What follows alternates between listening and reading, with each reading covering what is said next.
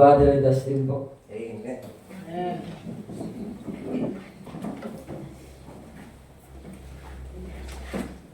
Amen. Ikaw na.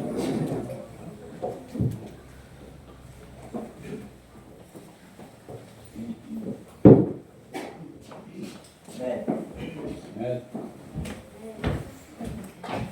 Okay, salamat brother, and so it's a privilege and honor po na narito sa harapan. Thank you kay Pastor Tim and sa opportunity na to na maturuan kayo for our Sunday school. So, yun na po ako. Hello.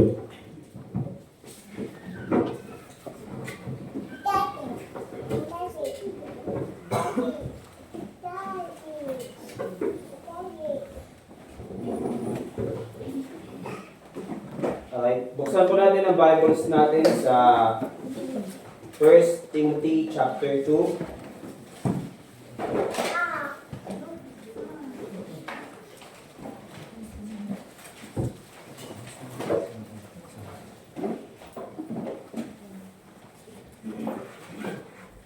First Timothy chapter 2. Sasalin ko po sa inyo sa Tagalog habang kayo ay nasa inyong King James Bible. Nasabi po sa 1 Timothy chapter 2, verses 3 to 4, nasabi po dyan, sapagkat ito ay mabuti at kaaya-aya sa paningin ng Diyos na ating tagapagligtas, na nagnanais na maligtas ang lahat ng mga tao at makarating sa pagkakilala ng katotohanan. Tayo po'y manalangin. Panginoong Diyos, sa masalangit, maraming salamat po sa panahon na ito, sa magandang panahon, sa oras na kami nakapagtipon. Salamat po sa pagkakataong ito na mabigyan pagkakataon na maturuan ng inyong kawan, ng inyong simbahan, Panginoon, ng katotohanan regarding sa Calvinism, Panginoon. At bigyan niyo po kami ng sapat na atensyon upang matutunan lahat ng bagay. Punuan mo kami ng iyong banal na Espiritu sa aming pagkilala sa iyong katotohanan. At ngayon, Panginoon, aming dinadalangin, aming pastor, Pastor Tim, sa kanyang daan, patungo sa main church po sa Puganlawakan, Panginoon. Gabayan niyo po siya, gaya ng paggabayan niyo po sa akin ngayon sa pagtuturo ng inyong salita. Ito po ay aming samo, dalangin at papuri sa inyo. Sa ngalan ni Kristo Jesus. Amen. So, bilang panimula, nais ko po sanang mabanggit muna natin yung mga nakaraang pinag-aaralan po natin sa nakaraang Sunday School patungkol sa Calvinism. So, una sa lahat, ang una nating napag-aralan ay ang una nating napag-aralan? Yung practical at theological na pinsala na dulot ng Calvinism. At after po nun, atin ding napag-aralan yung ilang aspeto regarding po doon, especially po sa kaugnayan ng malayang pagpili ng tao at ang kaugnayan niya ng pagpili ng tao at ng soberanya o yung paghahari ng Diyos sa lahat ng bagay. Pati din yung magulo at nakakalitong kaparaanan ng kaligtasan ng ideology or sabihin natin philosophy na Calvinism. Pero ngayon naman, tatalakayin natin kung paano binubuwal at binabagsak ng soul winning ang Calvinism. Itong pagpapalagan natin ng Ebanghelyo, bakit nakakapagpabagsak ng Calvinism itong soul winning. So, marahil alam niyo na may mga Calvinist na humahayo, nangangaral sa labas, nagbabahagi din sila ng Biblia. Subalit, kadalasan, ang iba ang kanilang hangarin.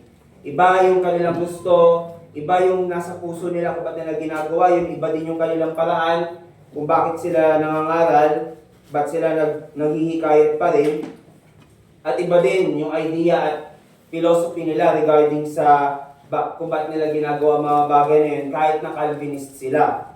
At kung Calvinist ka, kung Calvinist ka at mahal mo ang mga tao, at gusto mo silang maligtas at sila manampalataya sa Panginoong Hesus, maging totoo ka sa sarili mo, kung tawagin ang sarili mong Calvinist.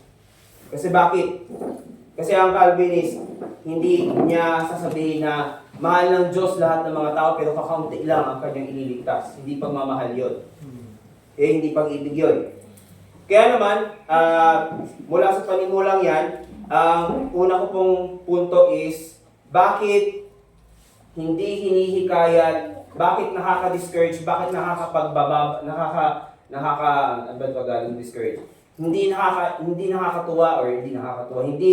hindi ka napipilitan o hindi ka na-encourage na mag-soul winning kung ikaw ay Calvinist. Kasi bakit po, ang una po nating malalaman sa pag-aaral natin na to, bakit hindi tugma sa isang Calvinist na mag-soul winning? At hindi siya humahayo. Bakit basic sa isang Calvinist na hindi humayo? Bakit basic sa isang Calvinist na hindi manghikayat na ibang tao, makumbinsi ng ibang tao tungkol sa sinasabi ng Biblia sa kaligtasan?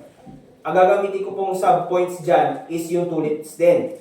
So, isa-isahin ko yung tulips. Aware na kayo tungkol sa tulips. Isa-isahin natin yung tulips kung bakit bawat point nun hindi siya tugma sa soul winning. Sige, tunan natin sa total depravity. Wala muna tayong Bible verses kasi una sa lahat, hindi naman biblical ang Calvinism. So, wala tayong Bible verses na pupuntahan doon. So, una, total depravity. Di ba sinasabi ng total depravity na walang abilidad ang tao na maligtas mula sa kanyang sariling paraan. Kasi wala talaga siyang option. Depraved, totally depraved siya ng kahit anong option. Wala kang magagawa. Kahit maniwala ka sa tama, kahit maniwala ka sa totoo, wala kang magagawa. Yun ang total depravity. And so, pagpasensya nyo kung medyo po itong kulang to sa akin, close to my heart. Kasi talagang, pag sinabing Calvinism, talagang nag-iinit yung ko po. Nag-iinit po yung baka ayaw din ako dito. Sana, God forbid. So una sa lahat, total depravity, So para sa isang Calvinist, ang bawat tao na walang kakayahang lumapit sa Diyos at walang kakayahang piliin si Kristo at manampalataya, kung Calvin pa sa isang Calvinist, kung Calvinist ka, huwag ka na nang mangaral sa mga tao. So wala silang choice eh. Okay? Walang choice na binigay ang Diyos para sa kanila lahat. At walang silbi kung hahayo ka pa, walang silbi kung mag-share ka ng Bible sa kanila. At wala rin saysay na isipin mo pang gawin kasi Diyos nga ang pumili kung sino ang ililigtas niya. Kasi nga, wala silang choice. Walang choice mismo yung tao, pero yung Diyos mismo ay choice. Diba? So, parang, ang hirap unawain nun, parang contradictory tingnan. Diyos lang ang may choice, tao wala. So, maliban dyan, yan yung T sa tulit. Total depravity. Hindi siya tuma sa soul winning. Pangalawa, unconditional election. So, dahil nga hindi mo magagawa humayo, dahil nga ang tao mismo, according sa Calvinism, ay walang kakayahang pumili, walang kakayahang maging tama, walang kakayahan na, kung wala siyang kakayahang gumawa ng tama, wala rin siyang kakayahan dapat na gumawa ng mali, logically speaking. Pero hindi ganun ang Calvinist. Hindi mo na magagawang maghayo, hindi mo na may magagawang manghikayat na ibang tao na pumunta sa langit, maniwala kay Kristo, Diyos nang bahala pumili kung sino maliligtas. So, walang condition yun. Kaya nga unconditional election eh. Yung pagpili ng Diyos, wala siyang basihan. Wala siyang, kahit biblical reason kung bakit, wala siyang basihan. Basta pipili lang siya. Malay mo, bukas ng umaga, ligtas ka na. Tapos bukas, hindi na ulit. So, ganun ang unconditional election. So, dahil doon, dahil kasi sabi nila na unconditional ang pagpili ng Diyos, walang kondisyon. Therefore, ang pananampalataya ay regalo ng Diyos. So, para sa kanila, ang pananampalataya ay regalo ng Diyos na, alam mo yun, na pagising mo ng umaga, may faith ka na, di ba? Kahit di ka pa naniniwala noon kay Jesus, kahit pagising mo ng umaga, may faith na ako. Hindi ganun ang condition. Kaya hindi siya tugma sa soul winning kasi bakit? Diyos na pipili. Hindi mo na kailangan punta ng hindi mo na kailangan punta sa mga park, hindi mo na kailangan punta sa mga bahay. Diyos na pala ang pipili ng maliligtas. Ganun ang unconditional election. Isa pa, kaya hindi rin tugma ang Calvinism sa soul winning kasi dahil sa limited atonement. Wala ring silbi na lumabas at humayo kasi nga, konti lang yung mga taong binayaran ni Kristo ng kanilang kasalanan. Konti lang. Actually, hindi pa nga nasa church yung maliligtas malay natin. Diba? Based sa hindi natin sa misteryosong foreknowledge ng Diyos according sa Calvinism, kukunti lang ang maliligtas. Maski nasa loob ng church, hindi ka pa rin ligtas. So, possible yun. Well, limited atonement kasi, limited lang talaga eh. May quota ang Diyos kung sino maliligtas. Diba? Hindi mo alam kung millions, hindi mo alam kung thousands, hindi mo alam kung 144,000 eh. Hindi mo alam kung nasa gusali lang ba ng kapilya ang maliligtas, hindi natin alam.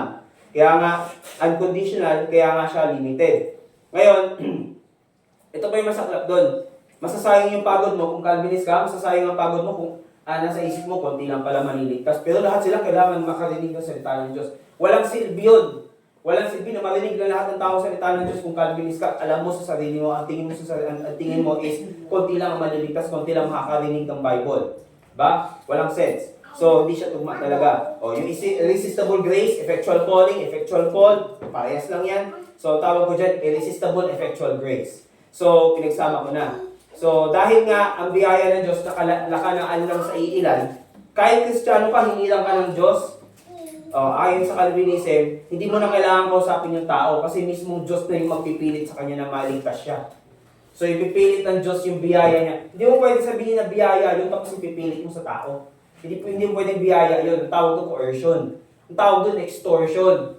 Yeah? Yun yung paninikil ang tawag doon, hindi biyaya ang tawag doon. Okay? So, hindi tayo lumalabas para i-extort yung mga tao na kapag hindi ka naniwala kay Kristo, pupunta ka ng impyerno.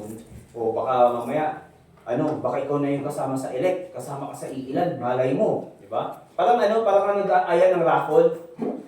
Parang nag-aaya ng raffle, ikaligtasan yung price mo, diba? So, parang ganun yung dating ng irresistible grace. At nung unconditional election. Ito pa, perseverance of the saints. Na ngayon, kung totoong ligtas ka, sabi nila, dapat ka nga sumunod sa utos ng Diyos kung ligtas ka talaga, di ba? Sounds good, di ba? at patuloy na magsumikap kasi tuloy-tuloy ang pagliligtas ng Diyos. So continuous process yung kaligtasan ng Diyos according sa Calvinism. Na kapag pinaniwala ka ng Diyos, niregenerate ka, binorn again ka ng Diyos out of nowhere, out of randomness, bigla-bigla ka niligtas ng Diyos kahit hindi mo pa narinig yung gospel, bigla ka niligtas ng Diyos. Kailangan from that point forward sumunod ka na sa Bible, gawin mo na lahat ng utos ng Bible, at kung hindi mo ginawa yun, ibig sabihin, regardless kung ilang years kang faithful, hindi ka talaga ligtas in the first place. Kita niyo yung mentality ng Calvinism, tulad pa lang yun wala pa yung S. So yung S kasi nila, soul winning. Which is weird. Kasi bakit? Inaasa mo sa Diyos yung kaligtasan, inaatang mo sa Diyos yung kaligtasan, pero kailangan pa rin mag-soul winning. Nagets niyo yung logic nila doon? Pinasok na nila yung soul winning kasi alam ng mga Calvinist na mga Baptist na soul winning. Alam nila yun, likas sa isang Baptist mag-soul winning. Likas yun, natural yun. Pag sinabing Baptist, ang unang papasok sa isip nila, isa sa mga unang papasok sa isip nila, soul winner. Marunong mag-ikayat ng kaluluwa, marunong magturo ng gospel. O ngayon, tingnan natin yung aspeto nila dito, yung paningin nila dito. Bilang isang Calvinist, kahit na alam mo na Diyos yung nagtatakda kung sino yung ligtas at sino hindi, kailangan mo pa rin humayo at kasi inutusan ka eh. Gagawin mo yan kasi inutusan ka. Hindi mo ginagawa yun dahil mahal mo ang tao. Ginagawa mo yun kasi inutusan ka. Tingin niyo ba mas willing gawin ng isang tao yun? Alam niyo may mga sundalo, wala akong hinanakit sa mga sundalo, pero may mga maximum mga sundalo kapag may nagagawa sila na medyo morally mali para sa kanila, parang labag sa konsensya nila minsan. Alam mo kung ano yung madalas nilang sasabihin doon? Utos lang sa akin na nakatataas. Wala akong magagawa. Ganon din mga pulis mga government official, ganon din. Ganon din na lagi nila sinasabi kapag, halimbawa, hindi na nila matulungan yung isang tao, yung wala na sila maibigay na solusyon doon sa tao na may kailangan ng tulong nila. Ang lagi na lang sasabihin, ay, hanggang dito na lang po ang kaya ko, ito na lang po ang magagawa ko, yan po ang utos sa amin sa itaas. So, di ba? Ma-understand mo siya kung authority sa tao. Pero kung usapang kaligtasan yan, ibang usapan yun. Okay? Kasi, Calvinist, lalabas. Pagtuturo ng Ebanghelyo. Tapos, ang madalas pa nilang paraan ng pagtuturo ng Ebanghelyo ay sisigaw sila sa labas. Bahala na kung sinong Bahala na kung sino makarinig ng gospel. Bahala na kung sino makarinig at matouch yung puso nila at lumapit sila sa iyo at humingi ng mas detalyadong explanation about sa gospel. Ang masaklap doon, kahit na yung Calvinist na yun, lapitan siya ng tao, ang nasa isip pa rin niya, baka hindi ito ligtas, baka hindi pa ito elect. Malalaman ko lang kapag nag-church ito sa amin. Usually, ganun yung mentality na, o kapag nagbago yung buhay nito at nakinig siya sa mga preacher na gusto ko, baka ibig sabihin nun, nagbago na talaga siya or talagang elect talaga siya. Yeah? So, yung faithfulness na hinahanap nila is nasa gawa, wala sa faith. Okay? Kahit na magbigay sila ng mga tracts, magbigay sila ng mga leaflet, nakalagay doon, mahal ka ng Diyos. Or, magtiwala ka lamang kay Jesus. Magbigay sila ng mga ganyan. Tama yung message yung binibigay nila, pero mismong mindset, idea, at philosophy nila, iba sa sinasabi ng Bible. Kaya, wala rin silbi, at hindi tugma, nakaka-discourage mag-soul winning kung ikaw ay talagang Calvinist. Kung totoo ka sa Calvinism, hindi ka mag-soul winning. Kahit na kahit may rule ka kasama sa tulips, sa S doon na soul winning, be honest with yourself, hindi ka magiging tamang soul winner kung ikaw ay Calvinist. Kahit pa si Charles Spurgeon ang i-quote mo na napakaraming quotes about Calvinism kung paano maging soul winner, hindi pa rin siya tamang soul winner. Yes, tama niya. Tama yung sinabi niya. Puso ng Diyos, magwin ng kaluluwa. Ang tanong ko, totoo bang nakakawin ka ng kaluluwa kung ang nasa isip mo is kakaunti lang ang maliligtas? Diyos ang pumili kung sino maliligtas. Parang, ang tingin natin sa soul winning, parang blind item. Sino kayo maliligtas? Tayo kaya? Ganun. Ay, hindi ka pala saved, so sorry. So, ganun. Parang blind item ang kaligtasan. Hindi blind item ang kaligtasan, mga kapatid. Inilahat ng Diyos ang Biblia para sa atin, para lahat ng tao nawa ay maligtas. At yun ang kalooban ng Diyos. Kalooban ng tao, or kalooban ng Satanas would be, ayaw ko kayong maligtas. Ayaw ko kayong pumunta sa langit kasi ako hindi ako pupunta sa langit. Pwede ganun ang sinasabi ni Satanas kasi kinik out siya sa langit Parang ito yung parang ito yung obsessive na boyfriend and girlfriend. Kung hindi kita makukuha, walang makakakuha sa'yo. Ganon, parang obsessive stalker, yung Calvinist. So, ngayon naman, ngayon alam na natin na ang Calvinism hindi talaga siya tugma, hindi siya compatible sa soul winning. Ngayon, ang tingnan natin is kung paano binubuwal at binabagsak ng soul winning ang Calvinism. So, paano ko nakaka-contribute sa pagbagsak ng Calvinism? Although, sabihin natin may current trend ngayon na may mga Baptist church na nagiging reformed, or yung katuruan nila, kahit Bible Baptist yung pangalan nila, ang teacher na gustong-gusto nila is John MacArthur, R.C. Sproul, or minsan kahit sino basta Christian at medyo matalino pakinggan.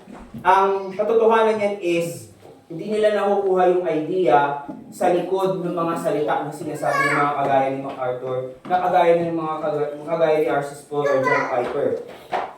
Or yung Paul Washer, or yung Ray Comfort, o yun, mga taong yun.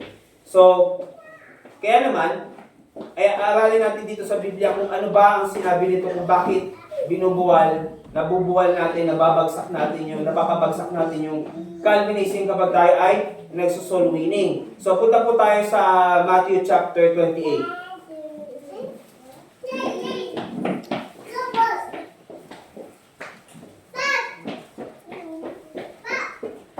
Matthew chapter 28. Ayan, nasabi po dyan sa verse 19, ayon sa salita ng Panginoon, nasabi po niya, kaya naman ay humayo kayo at turuan ninyo ang lahat ng mga bansa na binabautismuhan sila sa pangalan ng Ama at ng Anak at ng Espiritong Banal, na tinuturuan sila na tuparin ang lahat ng mga bagay na anumang iniutos ko sa inyo, at narito ako ay kasama ninyong lagi maging hanggang sa katapusan ng sanlibutan. Amen. Okay, ganito po yan ha.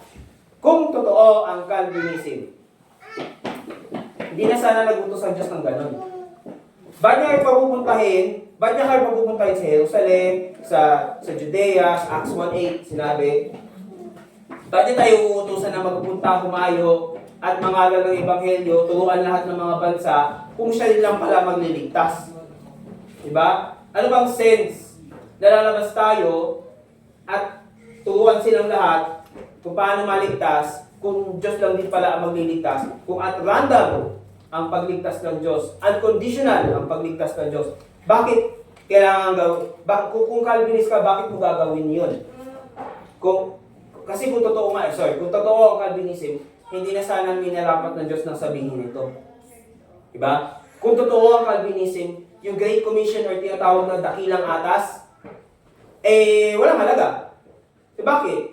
Sa dinamin, halimbawa lang sa Acts, 3,000 ang naligtas ni Pedro nung siya inarangal ng salita ng Diyos. Bakit binilang ng Diyos ng 3,000? Kasi bakit niya binilang yun? Kasi lahat yun ligtas. Lahat yun niligtas. Hindi lang ng Diyos, kundi mula sa pamamagitan ng salita ni Pedro nung binahagi niya yung ebanghelyo sa maraming tao. Yun ang gustong gayahin ng mga Calvinist. Ang problema, dahil nga may mindset sila na Diyos ang nagliligtas na, Diyos ang pumipili kung sino maliligtas o hindi, wala ring sense na nandun pa si Peter.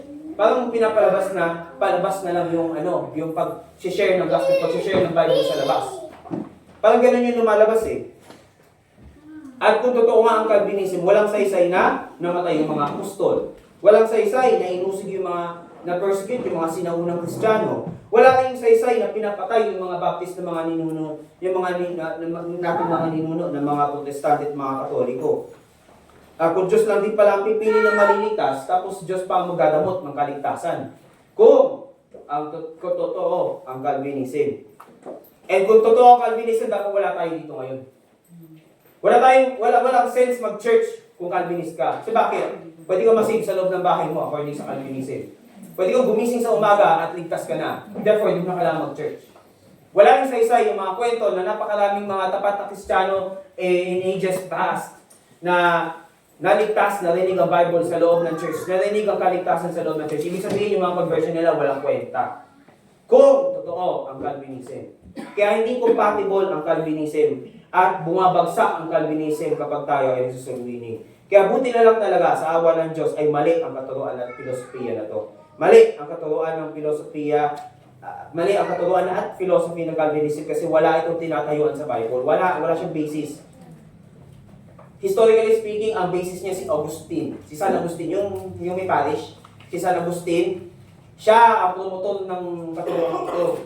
Nilipackage lang ni John Calvin. Tinawag niya Doctrines of Grace. Bakit tatawagin Doctrines of Grace yun? Wala kang grace sa loob nun eh.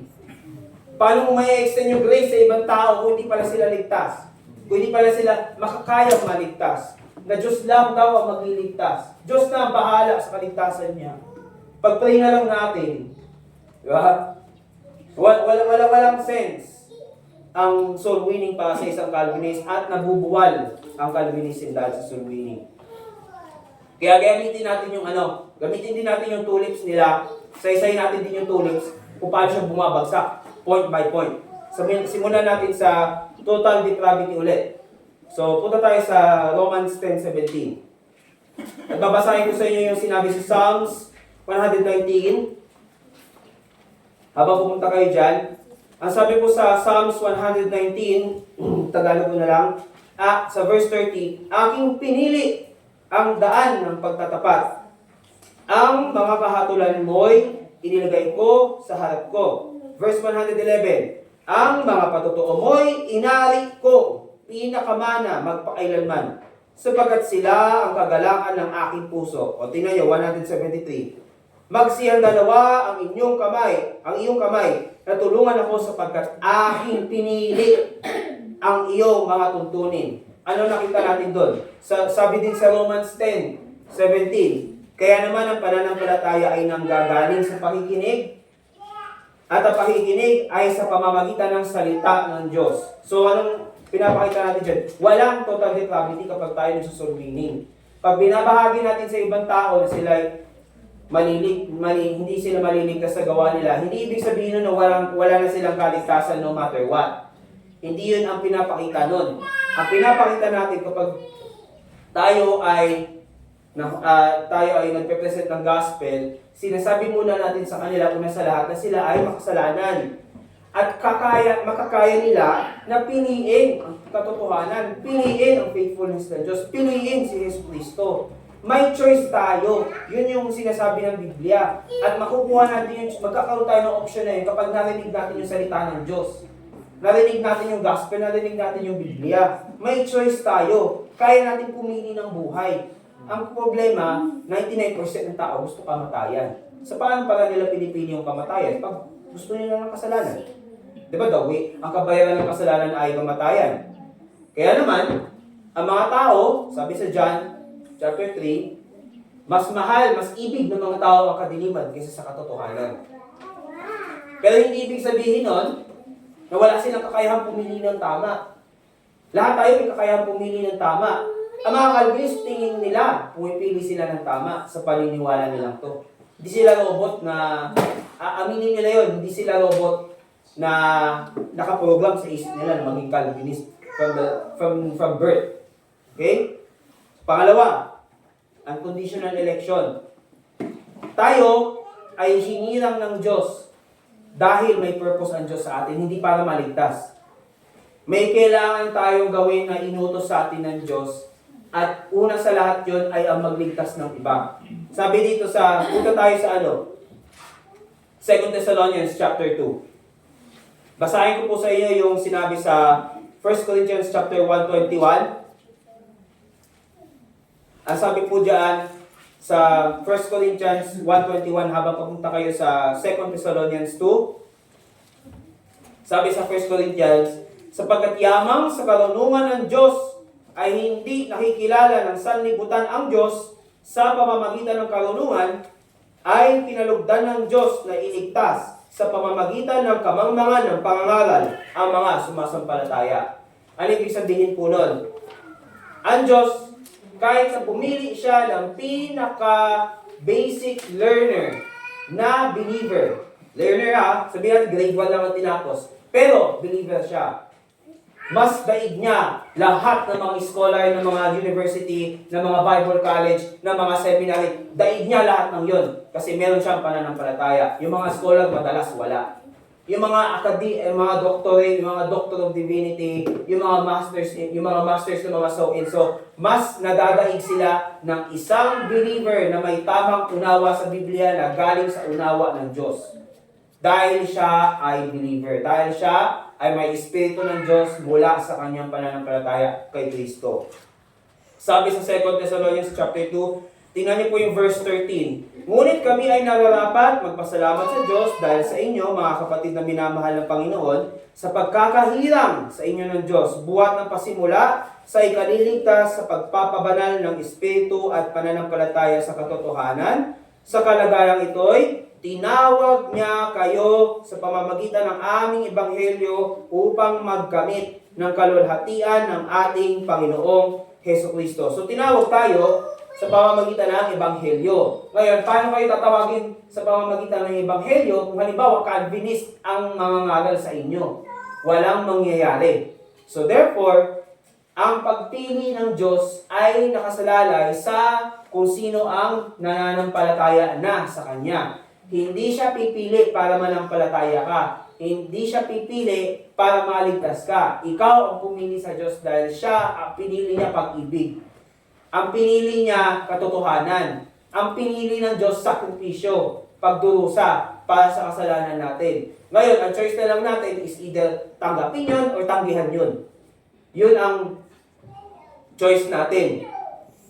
Ngayon naman, sa limited atonement, yun sa letter L ng tulips. So kung ito ang pinakamahinang saligan ng Calvinism, yung limited atonement, na napakadaling pamalian sa Biblia, ito rin ang pinakamalakas na pagudyok sa atin na manghikayat. Ito'y dahil nais ng Diyos na lahat ay maligtas. Tayo'y hindi mag-aalinlangang ibahagi ito dahil mahal ng Diyos lahat ng tao. So kanina nabasa natin yung 1 Timothy chapter 2, di ba? Nais ng Diyos na lahat ng tao sana maligtas. Bakit sana? Kasi alam ng Diyos, dahil tayo inilikha sa larawan ng Diyos, nilikha niya tayo na mayroong kalayaang pumili. Kagaya niya na mayroon siyang kalayaang pumili at tumanggi. Sabi sa Isaiah, so puntahan, punta po kayo sa Hebrews chapter 2. Basahin ko po sa inyo yung sinabi sa Isaiah 53. Sabi sa Isaiah 53 verse 6, tayong lahat na gaya ng mga tupa ay naligaw. Tayo ay tumungo bawat isa sa kanyang sariling daan at ipinasan sa kanya ng Panginoon ang kasamaan nating lahat. So, kasamaan nating lahat, limited atonement. Hindi siya limited atonement, limitless atonement yun. Kasamaan nating lahat. Sipin nyo yan. Sabi sa Hebrews 2:9, kung nakikita natin ang ginawang mababa ng kaunti kaysa mga anghel sa makatwid si Jesus, na dahil sa pagbata ng kamatayan ay pinutungan ng kalwalhatian at karangalan upang sa pamamagitan ng biyaya ng Diyos ay lasapin niya ang kamatayan dahil sa bawat tao o alang-alang sa bawat tao. So bawat tao, lahat sila ay binayaran, pinagdusahan ng Panginoon ng kanya-kanyang mga kasalanan. Magandang bagay po yun. Bakit? Kapag tayo ay hahayo, alam natin na lahat sila pinatawad ng Diyos, lahat sila biniharan ng kanilang kasalanan, lahat sila may nakalaan na buhay na walang hanggan. Alam niyo sinong kulang? Tayo, nasabihin sa kanila yon. Sila na maniwala sila. Paano sila maniniwala kung walang mangangaral? At paano sila mangangaral kung hindi sila pinahayo? Okay? So, yon. Walang silbi ang limited atonement kapag tayo ay nagsosoul winning. Ba't tayo magsosoul winning kung limited ang atonement? Diba? Walang sense. Illogical. So, yung I, irresistible, pinagsama ko na yan, irresistible effectual grace. Maaaring tumanggi ang mga tao sa pagtawag ng ebanghelyo at minsan sila'y magmamatigas. At minsan sila'y tumatanggap. Tingnan niyo po sa Proverbs chapter 1. Basahin ko po ang sinabi sa Matthew 23.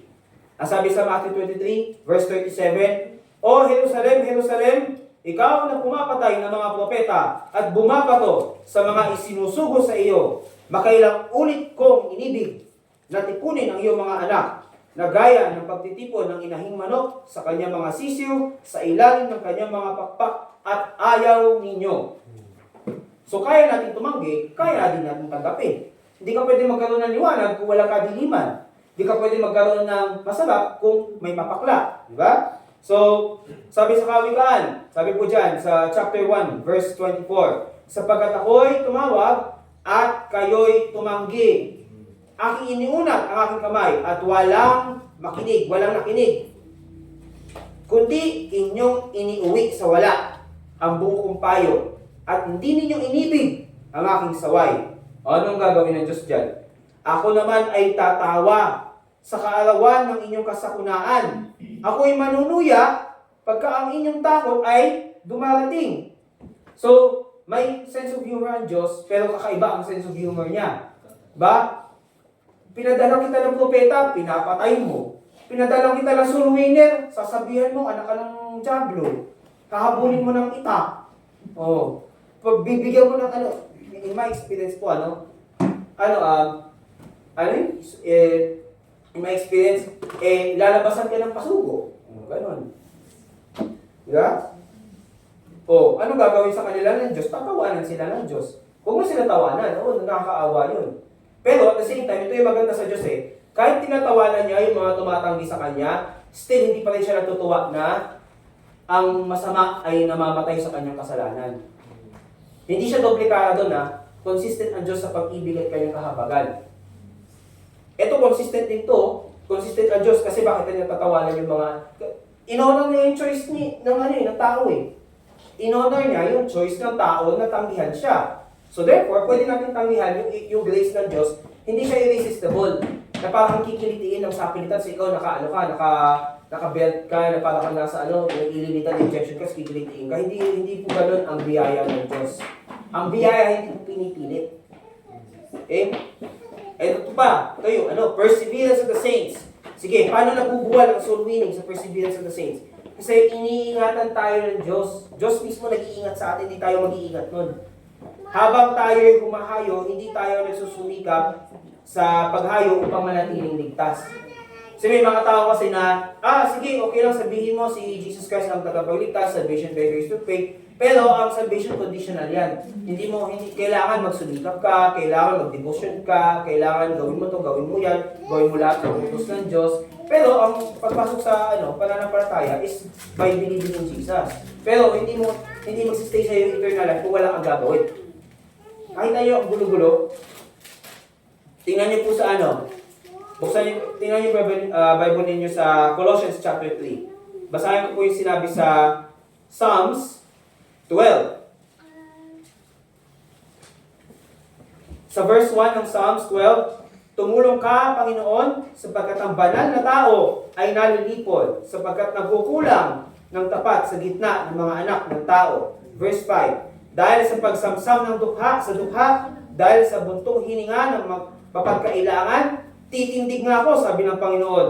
Ilalagay ko siya sa kaligtasang kanyang pinagmimikian. Ang salita ng Panginoon ay mga dalisay na salita na gaya ng pilak na sinubok sa hurno sa lupa na makapitong dinalisay. Iyong iingatan sila, O Panginoon, iyong pakaingatan sila mula sa lahing ito magpakailanman. Nasabi po sa Colossus, chapter 3, verse 3 to 4, sapagkat kayo'y namatay na at ang inyong buhay ay natatagong kasama ni Kristo sa Diyos. Bakit? Pagka si Kristo na ating buhay ay mahahayag nga rin kayo na kasama niya sa kaluwalhatian. Hebrews 7:25, ang sabi, dahil dito naman, siya'y nakapagliligtas na lubos sa mga nagsisilapit sa Diyos sa pamamagitan niya, palibhasa'y laging nabubuhay siya upang mamagitan sa kanila. Hindi nyo nakikita doon na ang Diyos ang magpipilit sa inyo na magsumikap kayo hanggang sa wakas, magtiis kayo hanggang sa wakas. Hindi yun ang sinasabi niya dito. Ang sabi dito ng Diyos, iingatan niya kayo. Ang salita niya ay dalisay, pure na talagang iingatan tayo ng Diyos habang tayo ay gumagawa ng kanyang gawain. Whether it's physical, whether it's financial, iingatan tayo ng Diyos, and most likely, most definitely spiritual. Iingatan tayo ng Diyos.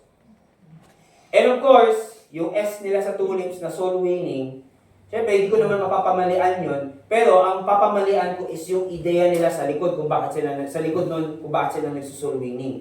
Kaya tungkulin natin anayahan, tungkulin natin ibalita sa mga tao na lumapit sila sa Panginoon, manampalataya kay Kristo, na walang gawa. Ang sabi po punta kayo sa Revelation, punta kayo sa Revelation chapter 22. Babasahin ko po sa inyo sa John chapter 4 verse 10. Ang sabi po ni Jesus, sumagot si Jesus at sinabi sa kanya, kung nalalaman mo ang kaloob ng Diyos at kung sino ito nagsabi sa iyo na bigyan mo ko ng inumin, hihingi ka sa kanya at bibigyan ka niya ng tubig na buhay. Sabi sa Proverbs 11 verse 30. Andiyan kayo sa Revelation 22 verse 17. Ang sabi sa Proverbs 11:30. Ang bunga ng matuwid ay punong kahoy ng buhay at siyang pantas ay humihikayat ng mga kaluluwa. Sabi din sa 1 Corinthians chapter 9:22. Sa mahihina ako ay naging mahina upang mahikayat ko ang mahihina. Sa lahat ng mga bagay ay nakibagay ako sa lahat ng mga tao upang sa lahat ng mga paraan ay makapagligtas ako ng ilan. So, yun ang goal natin sa soul winning. Yes, unang-una dyan, marinig nila ang salita ng Diyos, sila'y manampalataya. Sana, pag nakita nila, na-realize nila na kailangan nila ng kaligtasan, ngunit higit sa lahat, kailangan nila magtiwala kay Kristo at ang goal natin din doon ay mahikayat sila na sila ay magtiwala. Sabi po sa Revelation 22 verse 17, at ang espiritu at ang kasintahang babae ay nagsasabi, halika! At ang nakikinig ay magsabi, halika! At ang nauuhaw ay pumarito. Ang may ibig ay kumuhang walang bayad ng tubig ng buhay. Madali kumuha ng kaligtasan, walang bayad yung kaligtasan. Pero may mga tao pa rin na kapag sinabing, walang bayad yung kaligtasan, so ibig sabihin, bibigay sa akin ng libre? Ibibigay sa iyo ng libre kung tatanggapin mo. Ibibigay sa iyo kung tatanggapin mo. Hindi lang ibibigay sa iyo kahit tanggapin mo o hindi. Hindi ganun yung Calvinism, magbibigay ng kaligtasan. At random, bahala kayo. Alam niyo, nagbibigay ng t-shirts sa mga concert. Ganun ang Calvinism. Ngayon, bahala kayo, saluhin nyo ha. Ganun ang Calvinism. Ganun ang salvation, ordo salutis ng Calvinism. Order salvation ng Calvinism. Saluhin nyo yung t-shirt habang nasa concert kayo. Ganun siya. Sa dami-dami na dinumog na taong yan, isa lang ang makakakuha ng t-shirt. Dalawa lang ang makakakuha ng t-shirt. Hindi ganun ang isang Bible believer. Hindi po ganun ang tunay na Kristiyano. Dahil ang isang Bible believer, tungkulin niya na ipalaganap ang Ebanghelyo at marinig ng maraming tao kaligtasang dulot ng pananampalataya kay Kristo. Huwag tayong paloko sa matatalinhagang pananalit at salitaan ng mga theologian na hindi naman nagbabasa ng buong Bible. Mantakin ninyo, hindi nila nabasa ng buong. Ito. Yan. Kahit origin. Magbabasa sila ng origin, pili-pili. Yung mga theologian yan, mga Calvinist theologian, ilan lang, isa-cite lang nila dyan. Charis. No, charis pala. No, charis. Charis means love. Charis means grace. Tapos doon i-expand na nila yung subject ng grace. Hindi na i-expand yung Greek mismo. Bakit? Ewan sa kanila. Yun doon tungo sa kanila eh. Diba? Yun naman palagi yun eh. Doon naman sila palaging mag-ending. Hindi yun galing sa Espiritu ng Diyos. Hindi, galing yun sa Espiritu ng Bible College nila. Na i-justify lahat ng mga doktrina nila. Wala silang tinatayo. Ang tinatayo nila yung tinuro sa kanila ng Bible College nila eh. Diba? Hindi ko sinasabing masama ng Bible College. It's just that karamihan ng Bible College mali ang tinuturo. Dahil pinapasukan sila ng mga unbeliever na ayaw maniwala sa inspired, preserved na salita ng Diyos, ayaw nilang paniwalaan niya, gusto nilang palitan. Kaya may mga verses sa Bible na tinatanggal nila, binabawasan nila para lang ma-justify yung kanilang theology, yung kanilang paniniwala tungkol sa Diyos. And so, tayong paparin lang doon. Kasi may, alam ko, aware ako, and I'm sure aware ang iba sa inyo, na maraming mga pastor, maraming mga Christian ang gusto yung matalino, yung magsasalita. para ma-feel nila na matalino din sila. Pero ano ang kapalit nun? Ang kapalit nun is yung tao na nakikinig, naloloko. Ay, mas matalino itong preacher na ito kaysa sa akin. Kasi sabi niya, substitutionary atonement. O, ano pa yung mga theological na lang yun? Hindi nyo kailangan na maging eksperto sa lahat sa theological dictionary. Hindi nyo kailangan maging eksperto doon.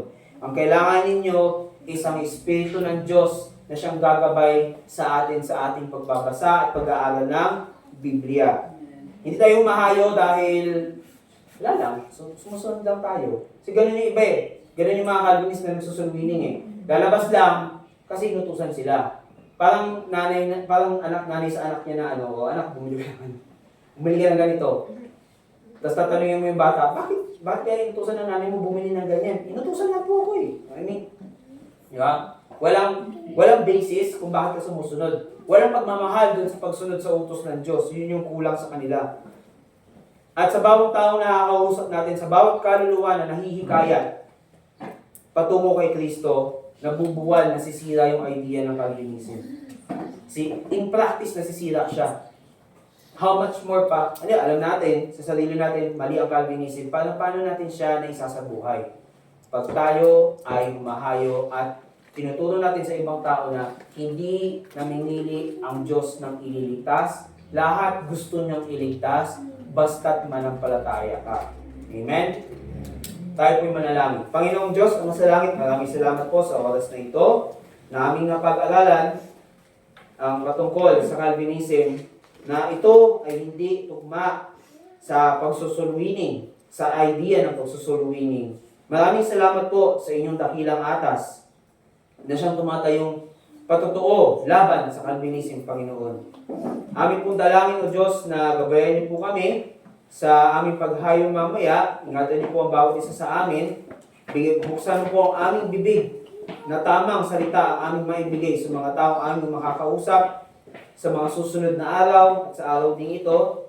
Gabayan niyo din po kami na may kagalakan sa aming pusong Panginoon sa aming paglilingkod pa sa inyo mamaya.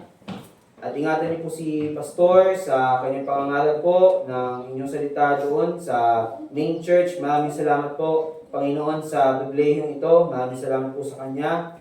At ito po ay isang dalangin at papuri namin sa inyo sa ngalan ni Kristo Jesus. Amen. Okay po, tayo po yung magkaroon na